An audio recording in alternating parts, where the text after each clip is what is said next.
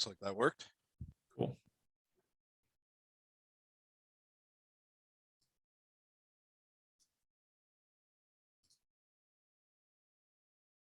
All right, folks are starting to trickle in. Welcome. We're going to get started in just a second here with the training. If you can hear us okay, please just put a yes into the chat. If you can hear Rick and myself. Hey, Rick, how's it going? Going well, Zach. How about you? It is going great here. It's about it's a balmy 2 degrees in Minneapolis, Minnesota. Very close to that here in Tampa, Florida. I think it's pretty chilly today. We might be in the 60s. Okay. I might have to break out a jacket. Not sure. You know, January's rough. You don't need to rub it in. So I would love to hear where folks are tuning in from. If you can just drop your city into the chat, where are folks tuning in from? I'm curious to see. Feel free to call it out, Rick. We got Utah, Toronto. Nice, nice. Pakistan. Awesome. Fayetteville, Arkansas. No, yes, Arkansas. I get that one in Arizona mixed up all the time. I see Philly, Barcelona, Austin. Barcelona, awesome. We got Pakistan, Israel late over there. Cool. Well, welcome everyone. We're going to let folks continue to trickle in here, but we're going to get started. So welcome to the training. This is our Content Decay Masterclass on how to double your blog traffic by refreshing old content. I'm Zach. I am the GM at ClickFlow and super excited to be joined by Rick Leach here, the Director of Content Creation at Crowd Content. So a couple quick reminders before we dive in here. Feel free to use the chat to ask questions. We will have an exclusive surprise here, so you'll want to stick around until the end, and this is special for live attendees. But we typically make these trainings very interactive, so you can feel free, if you have a question, to just drop it into the chat, and Rick will call that out, and you know, we can have a little bit of a back and forth in that conversation here. We'll also leave time for questions at the end. So here's what you're going to learn. So you know, whenever I join a training like this, I'm always curious, okay, what am I actually going to get out of this? Is it worth my time? We're all busy here. So what we're going to give you today is a proven, battle-tested 3-step playbook to double your organic traffic by improving your existing content without publishing new pages, building new links. So we're going to give you some real-world examples, tactics, and case studies.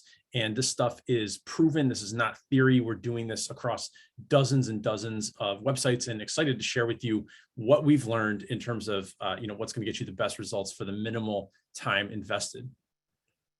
So a little bit about who we are. So on the Single Grain side and the ClickFlow side, those are 2 sister companies. And we have Single Grain, the agency, where we help great companies make the most out of their content. You can see some of the logos that we've worked with. We also work with some smaller startups as well, but we've played in some of the most competitive SEO and content marketing markets. We've scaled sites from 0 to millions of visits. We also have a blog ourselves that gets hundreds of thousands of monthly visits, primarily from organic search traffic. And a large part of that is what we're going to be talking about today, which is refreshing old content to make sure that we're not losing traffic and to make sure that we're getting the most out of the archives on our own blog. So as I mentioned, we have taken sites from 0 to millions in monthly visitors. It's not just our own site, and we're going to be sharing some examples of that shortly. So the very first step that I want to talk about here is in this process. Oh, sorry about this. So the first step in our content decay playbook is we're going to analyze your blog for content decay. So this is really important if you're getting started in content marketing and SEO for a new company as an employee, if you're running your own site, or even if you've been at this for years and this has never been a big part of your playbook. This is low-hanging fruit. These are the quick wins that we're talking about here, where we're looking at older content to see what has been quote unquote decaying or declining in traffic that we might want to consider for an update so that we can bring back some of that lost traffic in order to grow. And so we actually built a tool for this inside of our software suite, ClickFlow, called Content Decay. And here's a screenshot of that. You can see the graph of what is very typical across really any blog. If you've been publishing for years, or your company has, and you might have hundreds or even thousands of blog posts in your archive, what naturally happens is, SEO has become more competitive. You're going to have blog posts that decay. It is inevitable. And you're also able to do this analysis yourself from Google Analytics or Google Search Console. We just built a tool that makes it one click so that you can see these various headlines. If I were to click through these different articles, what you're seeing is what is the graph over the past 12 months of how much our traffic has decayed on these various posts. You might be wondering, well, why is my content decaying? Well, it's pretty simple. Everybody these days who's worth their salt in content, they're using tools like Ahrefs, they're using tools like SEMrush, and you can bet that your competitors, maybe today, maybe right now as we speak, they're looking at the keywords that your site ranks for, and they're gunning for your rankings. They're trying to skyscrape you, write better content, build more links to basically take your traffic. And so that's a big piece of content decay. Also, Google has openly said that they consider freshness as a factor in terms of a ranking factor for valuing sites and ranking their content. So, if you're not updating your content, if you've got outdated references, if you wrote something, 6-7 years ago that ranked on page 1, but is no longer the best result, and it's just a little bit stale, then, Google takes that into account. They see user engagement signals. It's very clear. If you're ever a searcher and you hit a page and you're like, yeah, this is just not really current, it's not really relevant to me, we want to make sure that we reverse this trend. And that's what content decay is all about. So here's how to get started. Like I mentioned, we have a tool that handles this for you that will show you your top decaying pages, where we connect to Google Analytics and your Google Search Console to show you this list of articles.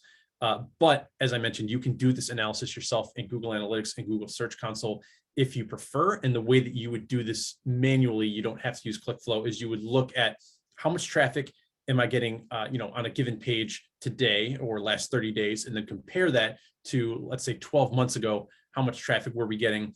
And then you can at least get a list in terms of that content decay audit to do a deep dive on. Okay, I know that this page has lost, let's say, 80% of its organic traffic. Now let's investigate and see, which keywords have been decaying and why that might be. So here's an example. I mentioned real world examples and case studies. We worked with the blog at Mailshake. Some of you might be familiar with them. They're a very popular cold email outreach tool. And we actually, working with them, were able to grow their organic traffic to their blog by up to 117% in 1 month on a given post without creating any new content. So what we did was we looked at their decaying posts with our content decay tool, and then we updated those posts with the process that I'll show you in a second here. And here you can see the results. So in the best case, we're more than doubling traffic to a blog post with a few quick updates. In this case, this was in the screenshot, we had a post that grew traffic by 55%.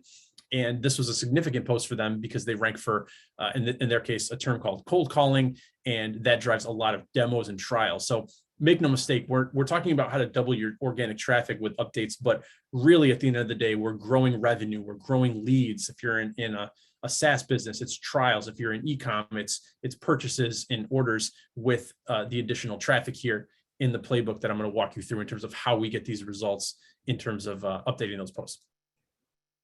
And that leads me to step number 2. So once you have your list of decaying posts, now we want to upgrade each decaying post in order to revive that and bring back some of the lost traffic. And so the way that we do this is with a process called content optimization.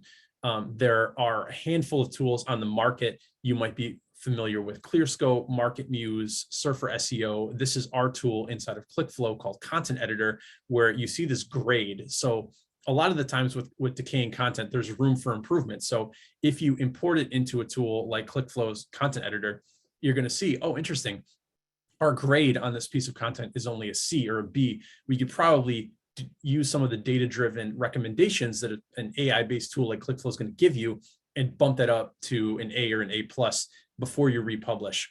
So this, you can almost think of it as like a little bit of a video game. We try to gamify this, where we show you on the right-hand side these different semantically related keywords that you might want to include in the content.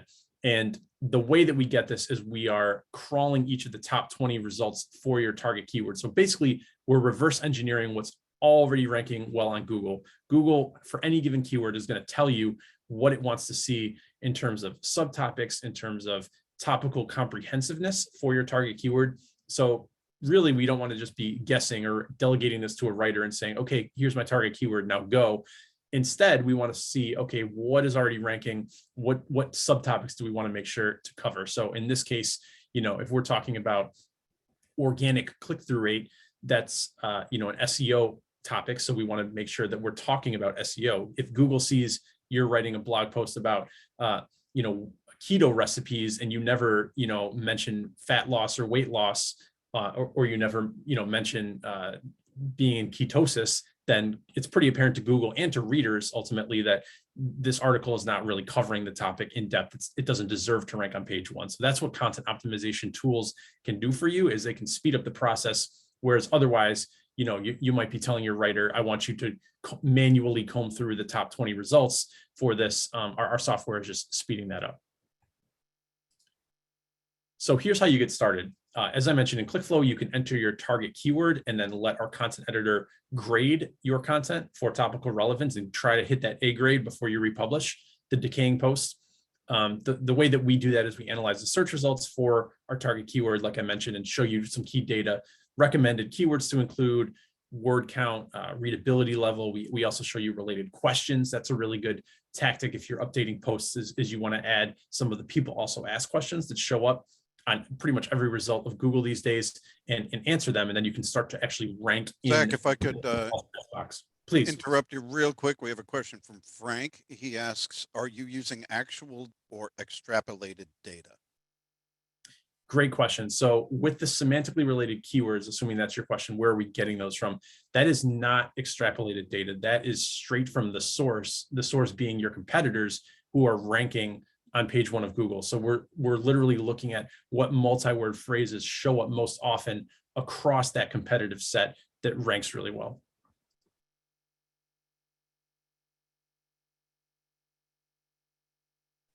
Frank says thanks. Yeah, absolutely. Any other questions, or should we keep rocking? Clear for now. Cool. So that is content optimization. And to give you kind of an idea of what's possible. So here you can see some tests that we've run across sites that we work with and clicks and impressions from Google Search Console. And you can see the increase after optimizing a decaying post in ClickFlow's content editor. So, great question, Frank. This kind of shows you the power of looking at what's already ranking, pulling in kind of those subtopics, covering them in more depth. And in some cases, you can have a decaying post that's lost almost all of its traffic. In this example where we only had 3 visits in a month, and then we were able to, 100x that in just 60 days with refreshing with content optimization. It's a really powerful technique. The other piece that I want to talk to you about is link building. And particularly what we're talking about here is internal link building. So, you might be sending outreach emails, or someone on your team is saying, basically begging for links. Hey, I noticed that you linked to my competitor. Here's my new article. Can you link to this too? And this is only becoming more and more competitive. It's becoming more expensive if you're paying somebody to do this type of link building. But I would argue that internal link building can be just as powerful, and it's underrated. Not enough sites do a good job with this. And I'll show you some results here in a second. So building internal links from other posts on your site, probably the easiest way to boost your decaying pages from a link building perspective without sending any outreach emails.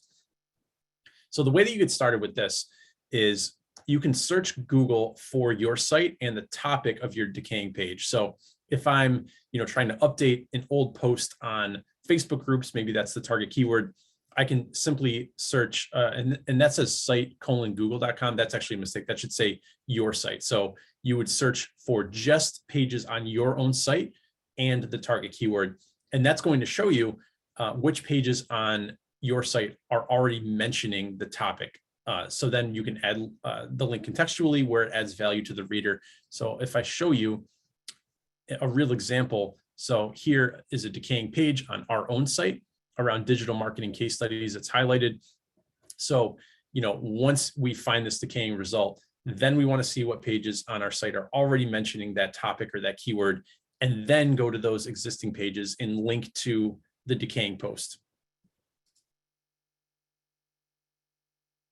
and see here on the right, you can see this graphic, and this is sort of representative of the way that Google passes authority from different pages. So again, like if you have a very high ranking page, a page that's got a lot of external links, well, that carries a lot of weight, a lot of authority.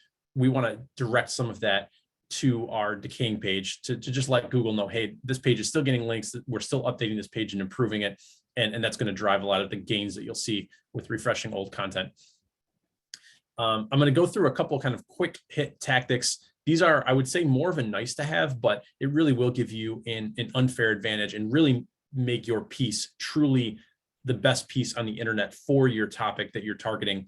And that is to make your content more multimedia. So we've had a lot of success with embedding YouTube videos. It improves the readability of your posts because it kind of breaks up the content. Nobody wants to read a giant wall of text, right? It also increases your chances of ranking in Google's video results. So if you've ever, Googled the topic and you actually see YouTube videos on page 1 of Google, this is going to help you, start to rank your YouTube videos as well. And it just provides readers, like I said, with multiple content formats. So when readers land on your page, some people just prefer to watch a video, or they want to watch a video to better understand what you're talking about via text. And, Google sees all of those user engagement signals, right? If somebody lands on your page and they watch a 5-minute video, Google says, okay, this is really answering the user's query. They're not hitting back immediately and going to a different result that we might want to consider. So really powerful strategy. Just to recap, we've talked about content optimization using a tool like ClickFlow. We've talked about internal linking, and we've talked about embedding a YouTube video. I would say if you do just those 3 strategies with your old posts that you find out are decaying, you will be ahead of 99% of your competition. Zach, we have a question from Dylan. He asks, how many internal links do you recommend on any given page to other pages? Yeah, that's a great question. I would say in general, what we try to add is at least 3 per refresh. If you're in a really competitive space and you're trying to refresh a decaying post and outrank, HubSpot or outrank Forbes.com, then I'd probably bump that up to 5 to 10. But I would say start with a minimum of 3. That's a good rule of thumb. Let me build on that question, if you don't mind, Please. Zach. Do you find that when it comes to internal pages, some pages have more value than others? Does it matter if you're linking to other blog posts or service pages or product pages? Yeah, that's a great question. So I would say that you can get a little bit more advanced with internal link building, and I would literally just Google internal link building to dive deep on this. I'll give you a couple pro tips. So kind of like the basic 101 version is what I showed you, where you search Google for, site:/yoursite.com, and then the topic, and then you're going to see, okay, what is Google already considering on your site for this given topic that's already talking about it. But if you want to get more advanced and you want to look at which pages carry the most, page rank, the most page authority, then what you could do is you could use a tool like Ahrefs. That's what we use for our, keyword research and backlink tracking. And they actually have a report where you can see top pages, and you could even, you could look at which pages have the most backlinks to them. Most times those are going to be, your highest authority pages. So an internal link from a page like that, yes, is going to be more powerful than just a random blog post on your site that may not have as many links, might not have as much page authority. So that in a perfect world is the best way to do it. Although, again, we've seen good results with just internal linking across your site, regardless of the blog posts. The other piece I would say for internal link building is sometimes you'll go to sites and you'll see a lot of footer links, right? This is kind of like an older school SEO tactic, but it still works really well where, let's say, again, keto recipes. I have a post that's decaying on keto recipes. I want to build some powerful internal links to that. If this is a really important page for me, I could put a footer link. So essentially it's a link on the bottom of every single page on my website, right? Because it's in the footer. And I would just link with the anchor text keto recipes to that decaying page. That's probably the best way to build internal links. Now, of course, you don't want to crowd up your footer with 100 different links. That could get pretty ugly, but putting it in the footer, or even putting a sidebar link that's sort of sticky across any page on your website, that's a really good tactic as well. Thanks, Zach. We got a couple more. Do you want to address them now? Dylan Yeah, has a follow-up. All right. So Dylan would like to know, is there a maximum number of internal links? I haven't seen it. I would say the minimum effective dose, like I mentioned, is 3. I might go up to 10. I probably there's a certain, I would say, diminishing return we have seen where you're building a ton of internal links and then you're not going to get the benefit from it. So I wouldn't go nuts and do probably more than 10 off the bat.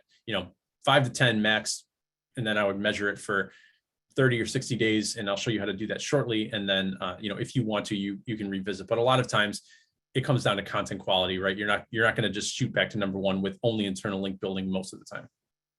I agree, and honestly, when you have too many links and all that anchor text, it does make the readability of an article worse. And if readers can't get through it because the colors keep changing, it makes them stop. Appreciate that. And Sean asks, do you embed only your own videos, or can you embed content that is not your own that can answer the query? These are awesome questions today. So yes, we have experimented with embedding other people's videos onto our page. You can totally do that. Obviously, in a perfect world, if you have a video that's even on a related topic, doesn't need to be on the exact same topic of your blog post, that's better because people might subscribe to your YouTube video from discovering you via Google search on a blog post, and you're kind of just reinforcing that authority if you can mention, hey, here's a video that we made on this topic. But make no mistake, we have tested embedding other videos, and if it's good content, you're gonna get all those same user engagement benefits. Thanks, Zach. I think we're good right now. Cool. So we covered content optimization. So this is over to you. So if you want to start chatting about how do we actually find freelance writers to do this, and to just set the stage, refreshing content, I mentioned it's kind of the highest return that you're going to get with minimal effort, but it's still a lot of effort. You're still needing to go back into these blog posts. You're updating them, you're optimizing them, you're adding the videos, you're adding the internal links, you're republishing in WordPress. It's a lot of work. And if we're marketing leaders and we're founders, we don't really have time to be doing this. A lot of the times it just makes more sense to outsource this to an expert freelance writer, especially an affordable one where they're going to do a good job, and you're going to be able to kind of oversee this experiment instead of being in the weeds and executing on all of the work. And that's where crowd content comes in. So please take it away. Thanks, Zach. I appreciate it. And I will be as quick as possible here. And Zach nailed it. It's with us, it's about the execution. And what I have found with my time in this is that when you combine strong analytics and strategy with a company or a writer who can execute on that, that's when clients find the best results. Sometimes we get one and not the other, or vice versa. But it's executing on strong strategies that really bear the best fruit. So let me give you a quick introduction to crowd content, what we do. We are a content provider, and our platform has two sides. A general marketplace as well as managed services. We have thousands of freelance writers, editors, and subject matter experts who all go through a stringent vetting process. I think we probably accept maybe 10% of applicants who come in to be writers, editors, or SMEs. We review them. A human reviews their work and brings them on the platform and assigns them a quality level based on how good they do. We use a simple star rating, so 2-star, 3-star, 4-star, and that kind of tells you just the quality of their writing, how well they can organize, express things logically.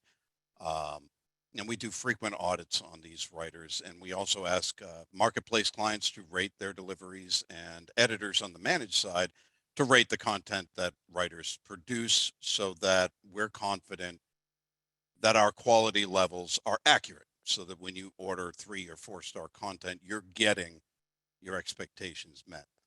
On the marketplace side, we have proprietary tech that helps you manage your projects. You can set cadences over time so that it's kind of like set it and forget it, where you're getting regular orders delivered weekly, monthly, whatever it is that suits your needs. And on the managed side, we have dedicated content managers who can really take everything off your plate and reduce that management to one single person rather than an entire team of freelance writers and editors spread out all over the world. So let's talk real quick about what ordering a content refresh would look like through both sides of the platform. On the marketplace, pretty simple. If you've got low volume and you just need pieces done here and there, you can come in, create an account with us. We have a form that'll walk you through providing everything the writer and editor will need to produce or refresh that content to your specifications. You can give them your style guide, your brand guidelines, any do's and don'ts, and a link to your ClickFlow content editor. These writers they've used all the ones that Zach named, and they've used ClickFlow as well. So they know what to do. They know how to go in, read the recommendations, implement them, and get that score up to that A level where you can feel pretty confident that that your refresh will be successful. Now, some of you out there, maybe you're thinking, well, that marketplace sounds like what I need. You know, I've got a handful of old blogs I want to get refreshed, or I'm doing this really couple pieces at a time. And you can manage those freelancers. You can handle the communication. You can handle the admin part of it and placing the orders and collecting them when they're done, providing that feedback. Others, maybe you're sitting on, you know, a mountain of 1,000 blog posts that are years old, and it's just too much for you to handle. And that's where our managed services come in play. And with managed, you're getting a dedicated content manager who comes from a writing and editing background, who's skilled in SEO. This isn't somebody who's overly concerned about your contract and your rates. We've got somebody else for that. This is a content person. This person is going to work closely with you to identify what your goals are, to learn your voice, to learn your style, to find out what it is you want to accomplish. And they're going to build a team of freelance writers and editors, or maybe even SMEs, train them themselves, get all the admin work done for you. They're going to place the orders. They're going to work on throughput and ramp up and build that team high enough to hit your goals. They're going to QA the orders, and they're going to deliver them to you and collect that feedback. You won't have to talk to any freelance writers. You won't have to. If you've done this before, you know how challenging it is. That communication going out granularly, you know, an email to this writer, an email to that one. You know, I've got to work on this one to get voice in line, or this one's quality is not quite where I need to be, and this one has deadline issues. So you're constantly managing just communication, never mind the logistics of your project. So your content manager takes all of that off of your plate. This is what they do full time, day in, day out, every day of the week. They run projects. They have relationships with all the freelancers, and they know content. So they're confident in what they're delivering to you will meet your expectations. I think I've covered pretty much everything on the managed side. I'm sorry, I've got notes and I end up rambling on and on, Zach. No, you're good. And I kind of go off script here. I have a question for you. So in Shoot. terms of leveraging subject matter experts, this is a pain point that I felt, and I'm sure a lot of folks watching have felt, where, you know, you might have a niche blog and it's on, you know, auto repair. And how do I know that the writer that I'm using to refresh my old posts, or write new posts for that matter, actually knows what they're talking about, and that they're not going to do what sometimes we lovingly call a Google research paper, where they're just looking at other sites and regurgitating what they're saying and not adding anything new of value? How do we make sure that we are actually placing those subject matters? Or maybe you could speak to how crowd content actually finds them and sorts them. Well, if you're doing it personally, you've got to take their word for it. And that's really it. You can search to see what else they're bylined on, you know, ask for samples, ask for credentials. But in the end, if you're handling this yourself, at some point you have to just trust that the person you're using has the credentials they say they have. When you use a service like ours, we have a vetting process for our SMEs, and we classify them in several different groups. For example, we have academic SMEs. Those are people who have gone to school. They are trained in this niche. They may not necessarily be professionals in that niche. Then we have those professional SMEs. These are people who have been in the industry for a long time. And then within both academic and professional, we have bylined SMEs. So you can be a bylined academic or a bylined professional SME. You could also be professional academic without a history of byline. So we make them show me where you've written before. And if you have a Google footprint, like you're out there, you're in this niche, you talk about it, you're a known quantity, you are now, as far as we're concerned, a byline expert, either academic or professional. Very cool. And I'll also just give a pro tip where, we've sourced our own writers in the past. And I definitely think that folks should check out the crowd content platform. But again, just another option if you're going to DIY this. We've had pretty good success with looking at the blogs in our niche that we read ourselves. If you're a higher level, kind of more senior person, and you're really enjoying the writing, just look at the author byline and say, oh, this person, are they a freelance writer? Or maybe they're full-time writing for the site that I'm looking at, but they do freelance work on the side. So, you can use a tool like hunter.io to find people's email addresses, and particularly authors' email addresses, and just hit them up and say, hey, how much would you charge for a 1,500 word blog post, or for a couple refreshes on our blog? And a lot of times you can just reach out to these folks directly if you're already enjoying their work. So that's another option for people. Absolutely. And let me throw a pro tip out myself when it comes to SMEs. If you're doing, again, low volume, finding an SME writer is challenging, but doable. If you need a few pieces a month, you can go out there, find that SME who can write, but don't be fooled. SMEs are professionals in their field. They're not necessarily writers. Right. So if you need to scale a project using SMEs and you want to do it through SME writers, you're in for a battle. It's difficult to accomplish. So what we do on our managed side of the platform is we offer SME review. These are the articles you see out there. You see it in health a lot, written by such and such, medically reviewed by this MD. That's SME review. So what we do is we combine a highly skilled generalist, someone who's an excellent writer. They've got great voice. Their grammar is flawless. They can research. They do a great job. They create the original article. The SME then comes in, adds the insights that only they would have because they're professionals in the industry. They correct anything that maybe is wrong or clarify anything that might be a little muddy. And then they send it to an editor, because now the SME's really jacked up the the quality writing that the original writer did, because SMEs aren't necessarily writers.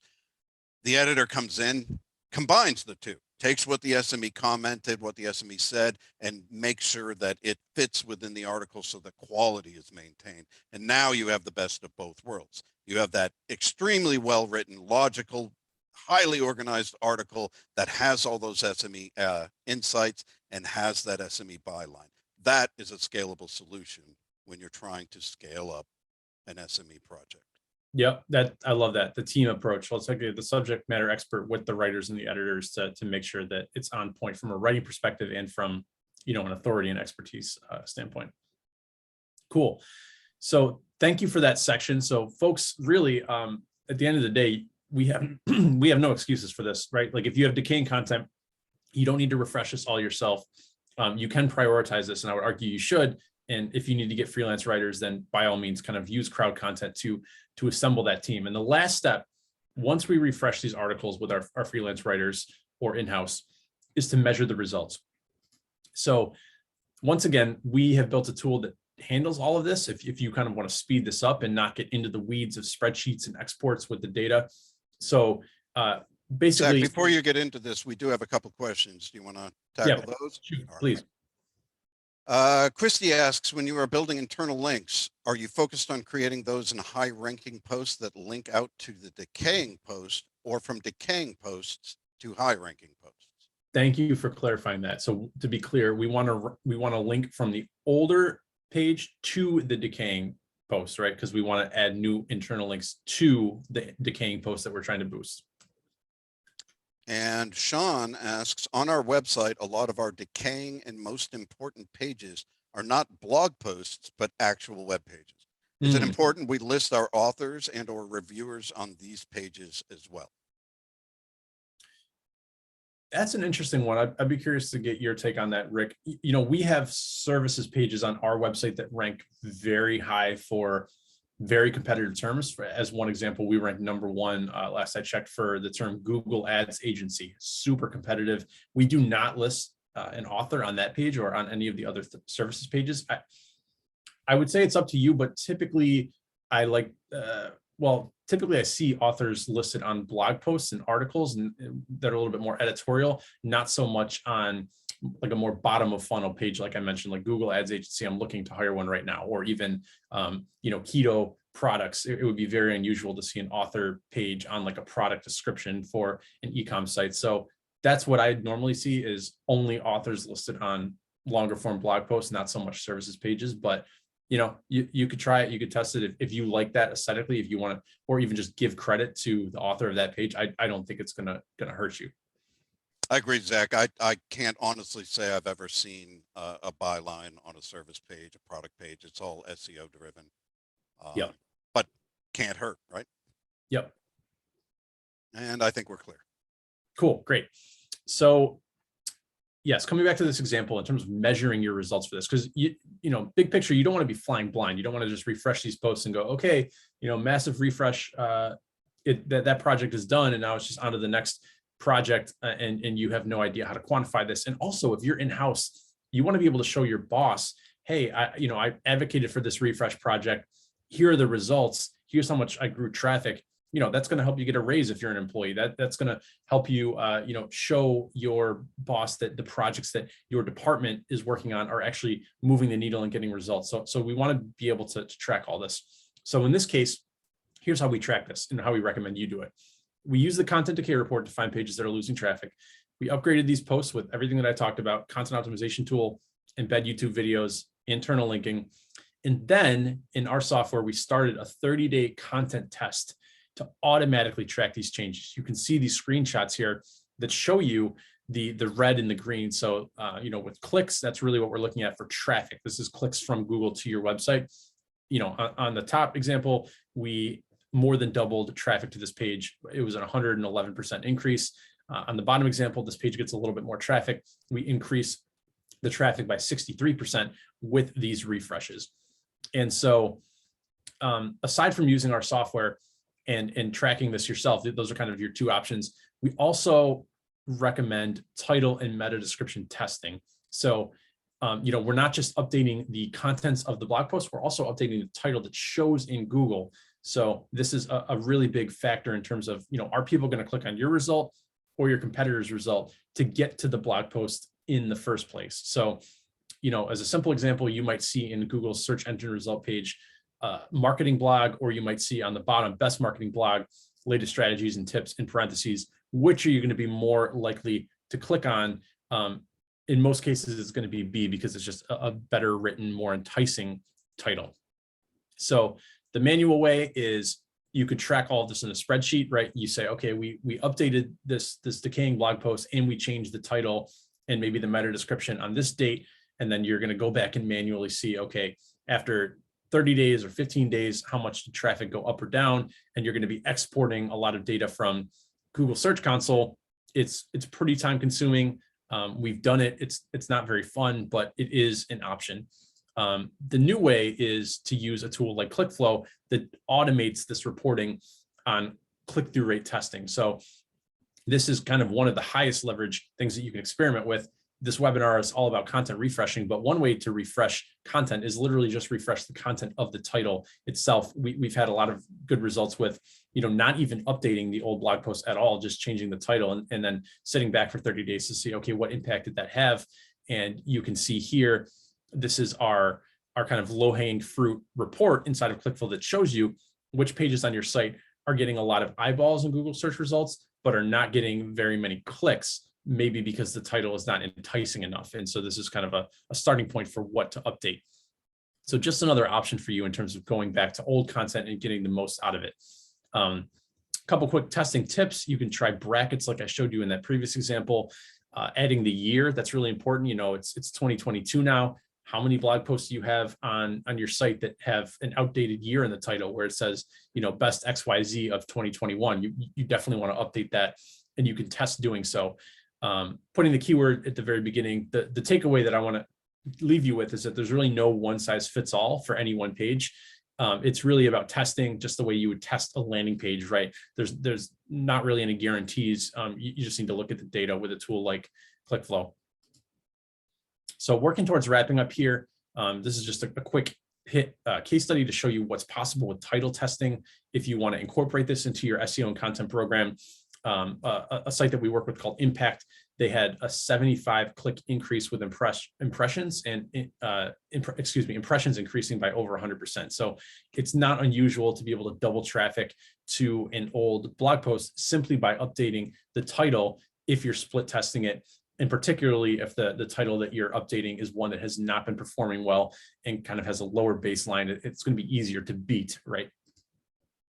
So the way that you get started with title testing, again, you can use a tool like ClickFlow, or you can do it manually in Google Search Console.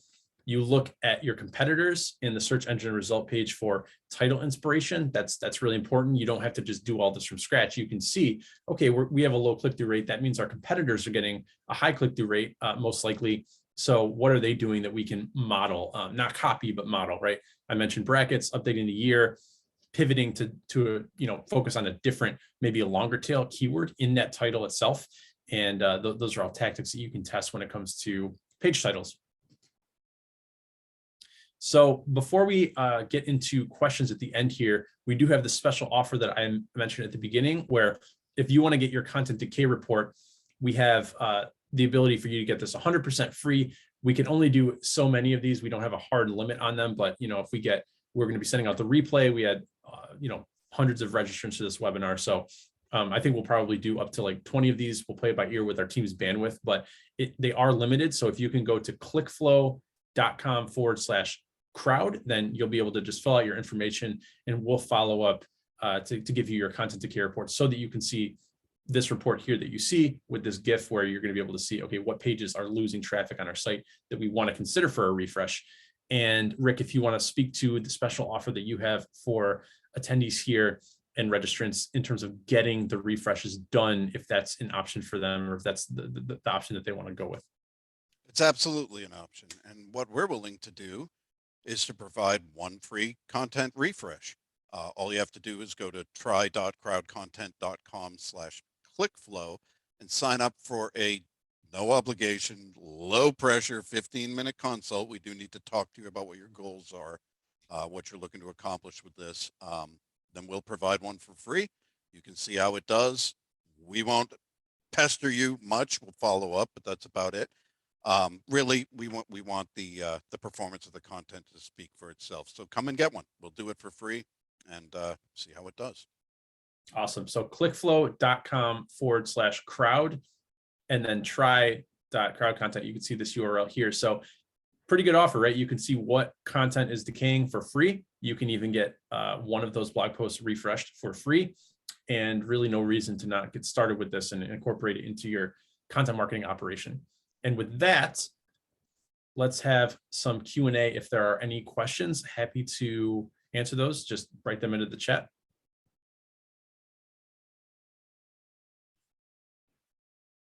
Any questions that we haven't covered?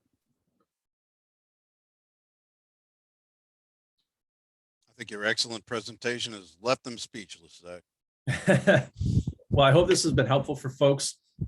If you have additional questions, we will be sending out the recording and a follow-up email. Feel free to hit reply to that. And yeah, I would encourage you to take crowdcontent.com up on their offer. Thanks again for being here, Rick. clickflow.com/crowd to get your free content decay report, and looking forward to seeing everyone on the next one. Thanks a lot for attending. Appreciate it, Zach. Bye, everyone. See ya.